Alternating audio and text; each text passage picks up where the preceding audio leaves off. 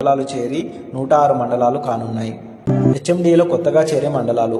రంగారెడ్డి జిల్లాలో ఇప్పటికే 22 మండలాలను హెచ్ఎండిఏ పరిధిలో ఉండగా కొత్తగా మరో 5 మండలాలు మాడుగుల, కడతాల్, కేశంపేట, తలకొండపల్లి, అమన్గల్లు చేరనున్నాయి. సిద్దిపేట జిల్లాలో ఇప్పటికే 3 మండలాలు ఉండగా కొత్తగా జగదేవ్పూర్, గజ్వేల్, రాయపూల్ చేరనున్నాయి. మెదక్ జిల్లాలోని ఇప్పటికే 5 మండలాలు హెచ్ఎండిఏ పరిధిలో ఉండగా కొత్తగా మాసాయిపేట మండలం చేరనుంది. సంగారెడ్డి జిల్లాలో ఇప్పటికే 8 మండలాలు ఉండగా కొత్తగా మరో 3 మండలాలు కొండాపూర్, సదాశివపేట, చౌటకూరు చేరనున్నాయి. యాదాద్రి జిల్లాలో ఇప్పటికే 5 మండలాలు ఉండగా కొత్తగా మరో 5 మండలాలు రాజాపేట, యాదగిరిగుట్ట, తుర్కపల్లి, సంస్థాన్ నారాయణపురం, వలిగొండ చేరనున్నాయి. కొత్తగా చేరే జిల్లాలలోని మండలాలు.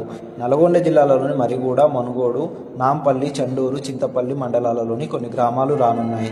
వికారాబాద్ జిల్లా హెచ్ఎండిఏ పరిధిలో కొత్తగా చేరనుంది. ఇందులో నవాబ్పేట, పరిగి, పూడూరు, వికారాబాద్, మోమిన్పేట మండలాలు కొత్తగా హెచ్ఎండిఏ పరిధిలో రానున్నాయి.